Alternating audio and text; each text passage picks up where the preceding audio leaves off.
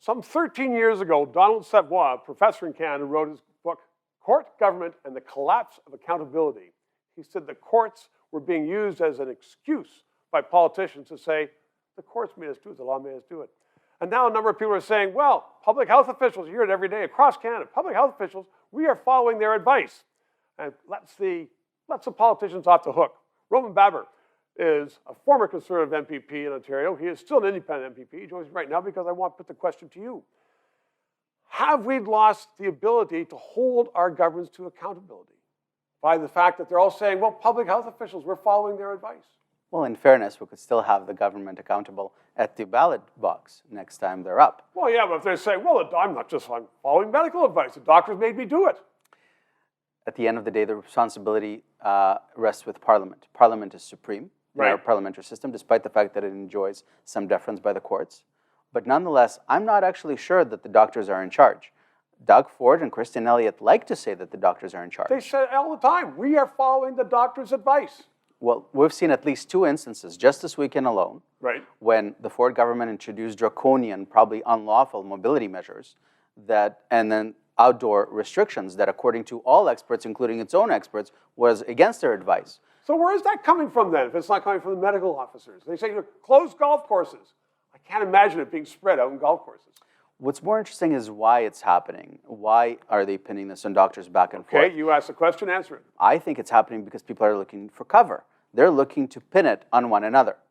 But there's another fundamental disagreement at the beginning of this pandemic, according to the testimony of Dr. Williams. He said to the LTC Commission that he never recommended asymptomatic transmission. Doug Ford and Cabinet overruled him and started doing asymptomatic transmission. So the question that I would like to ask Dr. Williams is, why then are we in lockdown if he suspected that there is no asymptomatic transmission?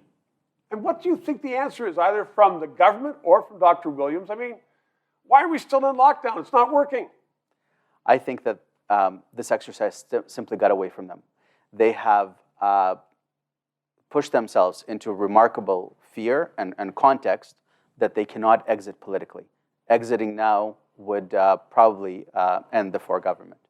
So, I mean, is Ontario just doomed to be in lockdown until this thing peters out?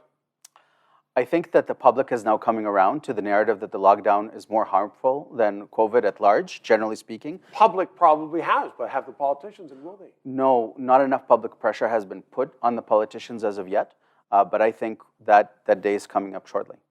I think you should put some more pressure on them. Roman Baber, thank you very, very much. You running next time?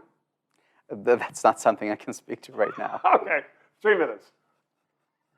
Our Prime Minister, Justin Trudeau, recently stood up in the House of Commons and prefaced his remarks by saying, and we will only work from the facts, quote, unquote, and then proceeded to lie by saying Britain was in a horrible, horrible third wave, trying to show, in fact, that Canada was not the worst in the world. Britain, though, had vaccines. Canada did not. And this was not reported in the mainstream Canadian media, the media paid for by Justin Trudeau. All of which, I'm telling you, is that it's important to have this 3-minute interview. Please subscribe, ask your friends to subscribe, and press that PayPal thing so we can continue on to bring you the news you otherwise might not know.